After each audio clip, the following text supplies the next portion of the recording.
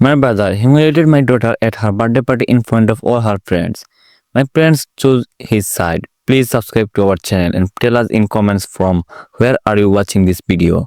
It started with a birthday cake. I was standing in my backyard watching my 8-year-old daughter Emma blow out her candles surrounded by her classmates and friends. The sun was shining, the decoration were perfect, and for once, everything felt right in my wall as a single father.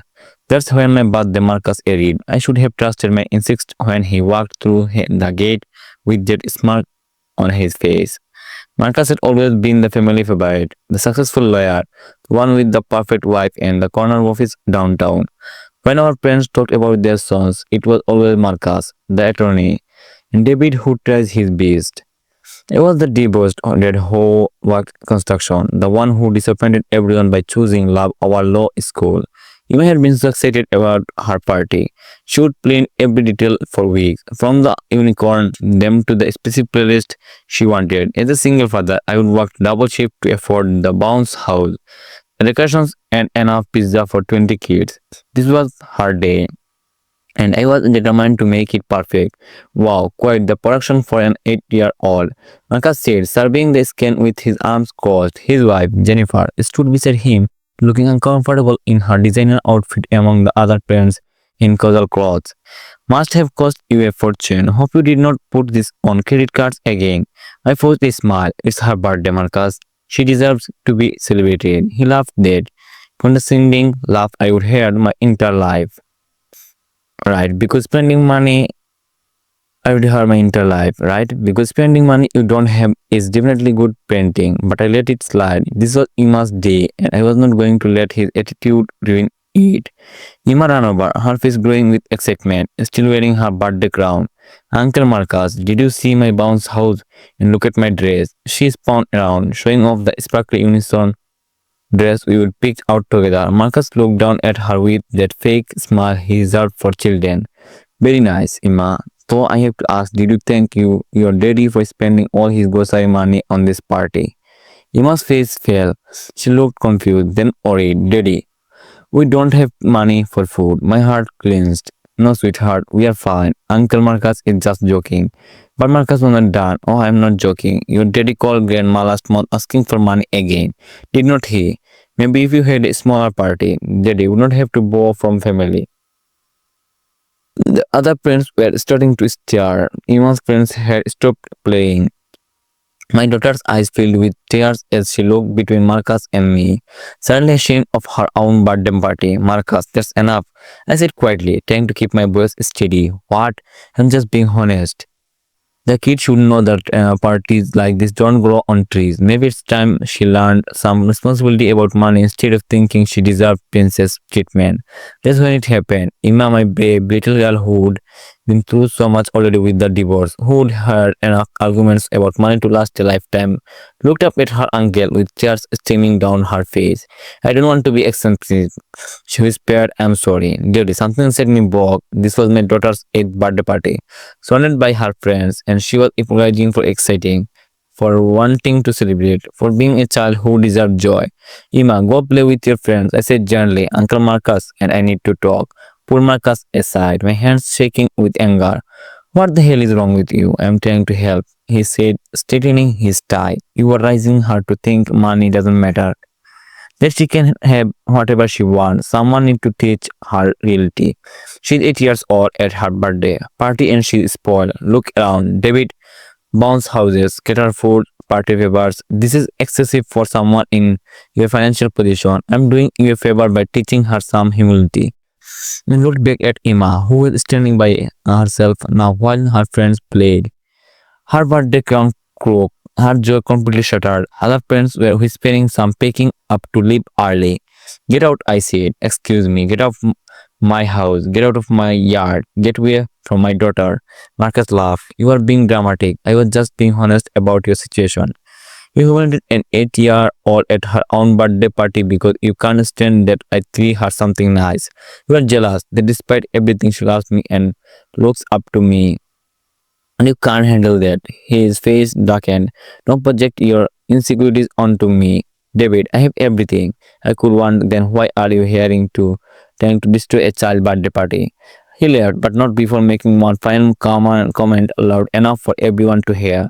Good luck explaining the credit card bills, brother. The party limped along after that. Some parents stayed, blessed them, and helped me redirect the kids back to having fun.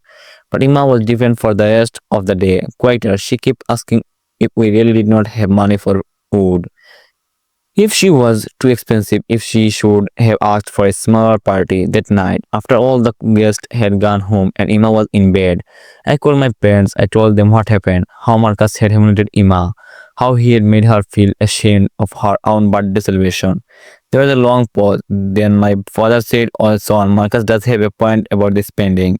My mother added, "You know, he only wants what's best for Emma. Maybe next year something smaller would be more appropriate." Not one word of concern for Emma's feelings.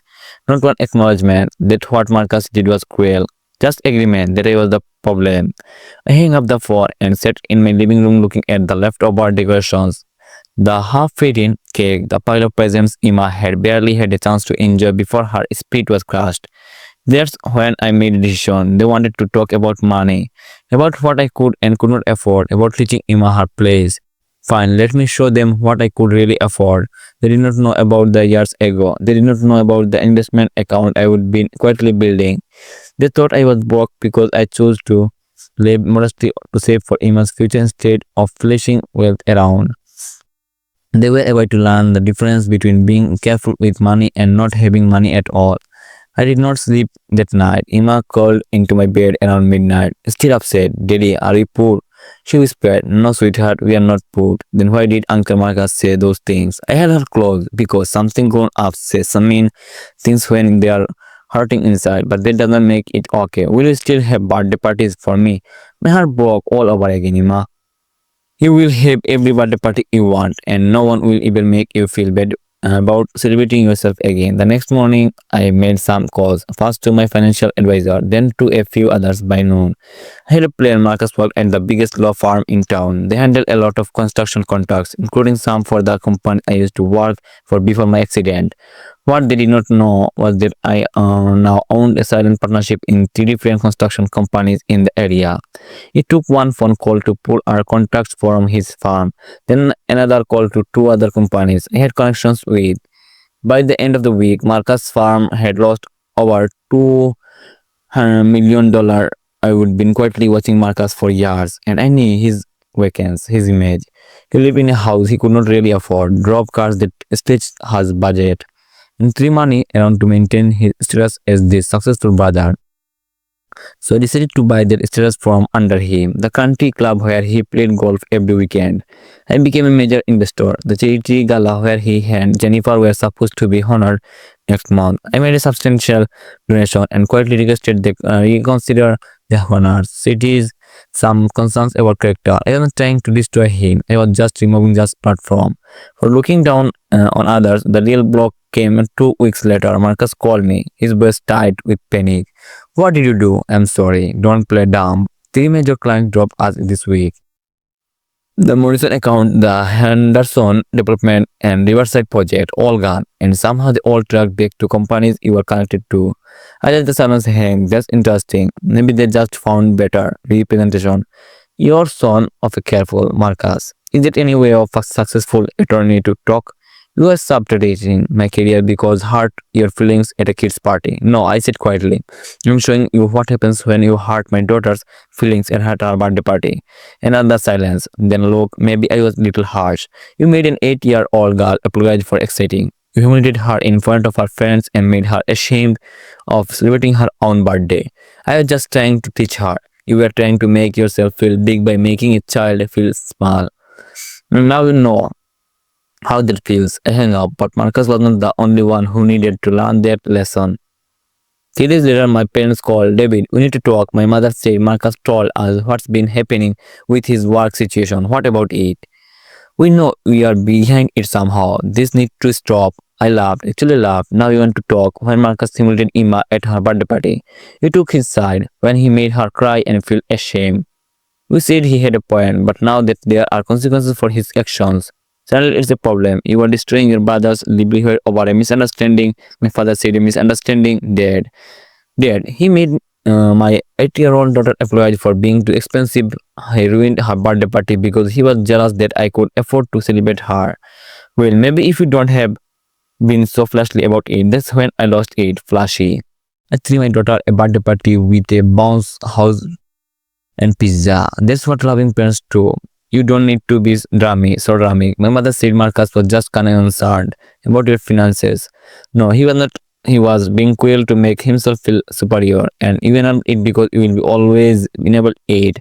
His family, said quietly. So Ima saw, I am, but we would be never treated as like family when it mattered. I could hear them whispering to each other. My father came back on the line. What do you want us to do? I want to apologize to Ima. I want you to acknowledge that what Marcus did was wrong, and I want you to promise it will never happen again. And if we do that, you will stop whatever you are doing to Marcus. I thought about Emma that night, crying in my arms, asking if she was too expensive. I would consider it. They hang up without agreeing to anything. A month later, I was at Emma's school for her show. She had painted a beautiful picture of our family. Just the two of us standing in front of our house, both of us smiling, no one else in the picture. Where are grandma and grandpa and Uncle Marcus? I asked. She looked up at me with those white 8-year-old eyes. They are not our happy place. Daddy, that's when I knew I would make the right choice. Later that evening, there was a knock at the door. Marcus stood there looking defeated. No expensive sweet, no cookie smile. Just my little brother looking lost. I'm sorry, he said quietly. I'm sorry for what? I said to him. I'm sorry for running her party. I'm sorry for making her feel small. I didn't say anything. I lost the Henderson account today. The partners are talking about making cards. Jennifer is. She's not handling the stress well. Good, I said. He looked shocked. Good, yes, good. Because maybe now we'll understand how it feels to have someone attack what matters most to you. David, please. I know I messed up, but you didn't mess up, Marcus. You choose to be cruel to his child because it made you feel powerful. That's the difference. He stood there for a long moment. What do you want from me? I want you to apologize to Emma. Really apologize, and I want you mean it. And then we'll see. He did apologize to Emma the next day. He sat in our living room, got down to her level, and bed about her birthday party. He told her she deserved to be celebrated, that she was not too expensive, that her daddy loved her and worked hard to make her happy. Emma, being 8 and having the biggest heart in the world, forgave him immediately. I did not, but I did stop actively working against him. Some of the contrast came back. His farm stabilized. He kept his job, though his partnership track was probably over. My parents eventually called to apologize too, though it felt forced and hollow. They wanted their family back together, wanted to pretend none of it had happened. But Emma and I were building our own family now. Just the two of us and the people who truly cared about her happiness. 6 months later, I threw Emma another party. Not for her birthday party, but just because I wanted to celebrate her finishing second grade with straight A's. It was smaller this time, just a few close friends, but Emma's joy was pure and untainted. As I watched her laugh with her friends, I realized something important. I had not just been protecting Emma from Marcus that day.